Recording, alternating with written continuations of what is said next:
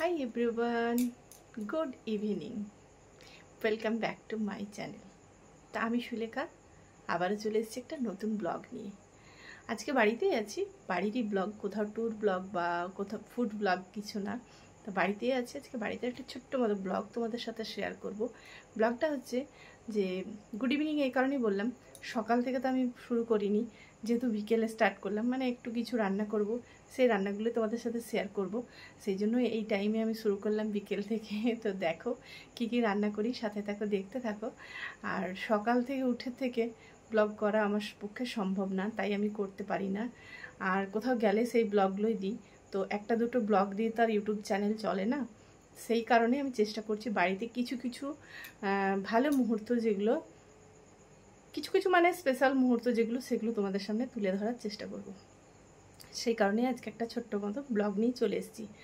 তো ব্লগটা দেখতে হলে যারা যারা এখনও আমার চ্যানেলটা সাবস্ক্রাইব করনি তারা সাবস্ক্রাইব করে রাখো, আর বেল নোটিফিকেশনটাকে অল করে রাখো, যাতে যে কোনো ভিডিও ছাড়ার আগে তোমাদের কাছে পৌঁছে যায়। তো সবাই সাথে থাকো, দেখতে থাকো ব্লগটা কিভাবে কি কি করছি না করছি। রাত্রের দিকে যেহেতু হচ্ছে, মানে বিকেল থেকে স্টার্ট করেছি, তো সবাই চ্যানেলে থাকো, দেখতে থাকো আর সাথে থাকো। আজকে পোলাও বানানোর জন্য রেডি করে নিয়েছি সমস্ত কিছু।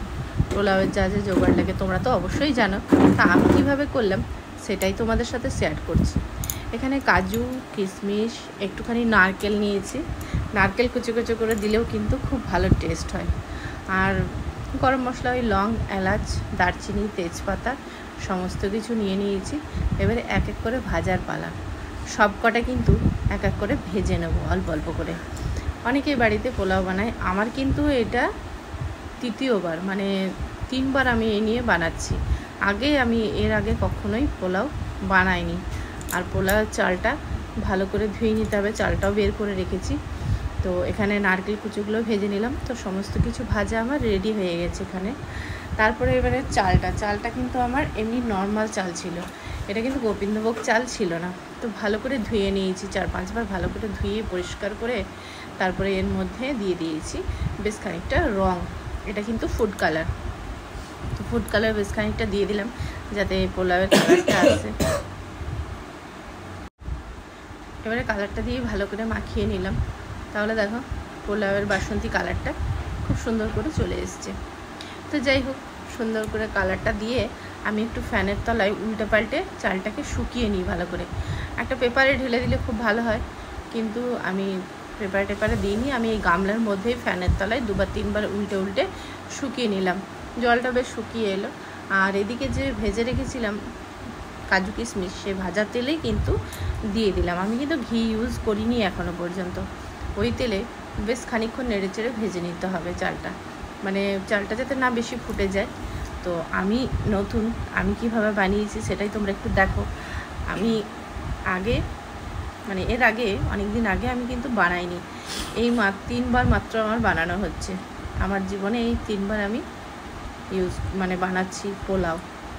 তো তোমরা কে কীভাবে বানাও অবশ্যই কিন্তু তোমাদেরও রেসিপি শেয়ার করো। তোমরা যদি ইউটিউবে থাকো অবশ্যই তোমাদের রেসিপি শেয়ার করো, আমিও দেখবো তোমরা কিভাবে বানাও। তা আমার পদ্ধতিটা কিন্তু এটাই ছিল। তো ভালো করে নেড়ে চেড়ে ভেজে নিলাম।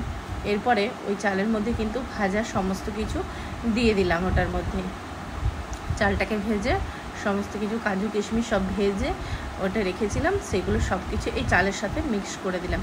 এবারে মিক্স করে আমার কিন্তু জল দেওয়ার পালা।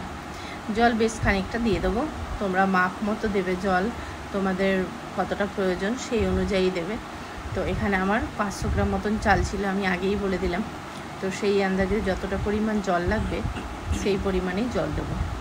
আর তোমরা যারা আমার ভিডিওতে নতুন আসছো তারা কিন্তু অবশ্যই চ্যানেলটা সাবস্ক্রাইব করে রেখো ভালো ভালো ভিডিও দেখার জন্য। তো বেশ চালটা ডুবে যাবে সেরকম ডুবুডুবু অবস্থায় কিন্তু জলটা দিতে হবে, চালটা যাতে নিচে থাকে। দিয়ে দিলাম নুন।